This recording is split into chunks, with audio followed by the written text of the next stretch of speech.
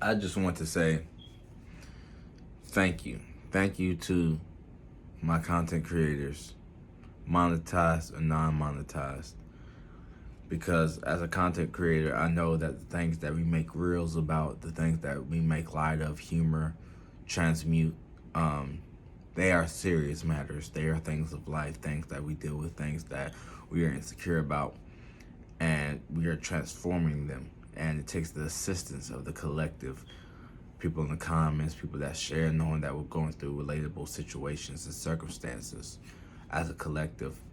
Because I know sometimes it can come across, for myself personally, as mundane, or when you have like a writer's block, you may feel like, damn, I'm not going through enough experiences to generate content. But rest assured that that's not a negative thing. If you're experiencing things and you are taking a break, then enjoy that break, rest, and recuperate, because there's something more beyond this for you. If you're making income from it or you're not making income. If you're making income, it could be more income or a dwindling of income or a cutback that puts you in the position to be more modest for the upcoming position that you are to be entering into. And if you aren't making any income, and like for me personally, I keep getting this video cannot be monetized or whatever. You know, if you're into astrology, I have the sun in the 11th house, so that's a detriment. So I would have to work extra hard for online, but it's something that I personally care about with my sun in Cancer being here, right? And I don't want to lay out too much of my personal, I got Lilith in Gemini 10th house, so status and unconventional way of thinking. And I'm an Aquarius moon in my 6th house, so the routine, work, habits, patterns, rebelling against certain work forms and things of that nature. But that's just me personally. But I'm thanking you. I'm grateful for you. Continue doing what you're doing. Know that there's someone out there that understands, right? And never give up. Because if you hopped on the wagon of this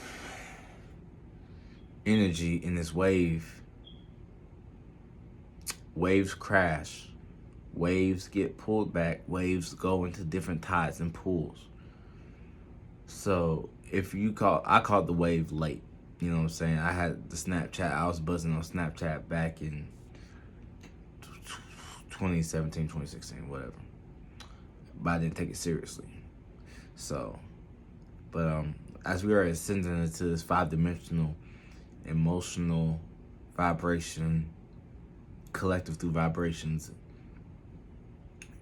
the shapes and forms that are being generated, we're stepping out of just concepts and theories and making theories of, you know what I'm saying, memes and reality and things of that nature. That's why you see sometimes certain content creators now shifting platforms or spaces or energies. But back to my micro content creators, I appreciate you.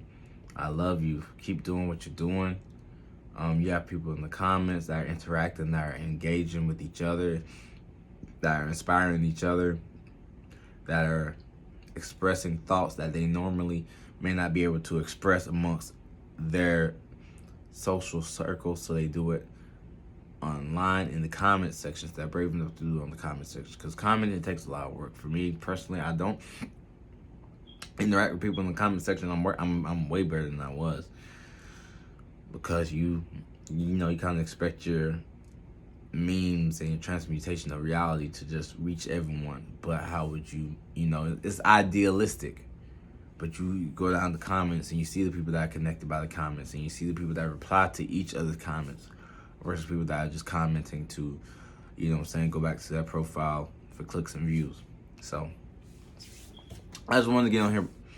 It's late night, just because I appreciate you, I hope that you see this video, you get some inspiration, you get some spark to continue on your journey, whether you're spiritual or non-spiritual, because at the end of the day, you're doing something differently outside of the societal normal. Societally, it's normal to make light of certain situations, but people follow certain trends and audios. But if you take an audio that you find interesting, that isn't buzzing, and you do something creative with it, or you generate your own caption on an audio that may be viral at the moment, but on a microscopic level, it's original and authentic because of your caption or whatever, then that's you. You know what I'm saying? And keep doing you, for sure. You know what I'm saying? Keep evolving. Keep pulling from reality. Keep pulling from other people's circumstances and situations. And when I say pulling from other people's circumstances and situations, I don't mean sitting from afar. I'm speaking it into existence because you are pulling from other people's circumstances and situations that involve yourself, because you were bold and daring enough to. And this is a little bit of my self-projection again, because I have Scorpio in the 3rd house. Very intense, very private, very controlling, very transformative in this environment.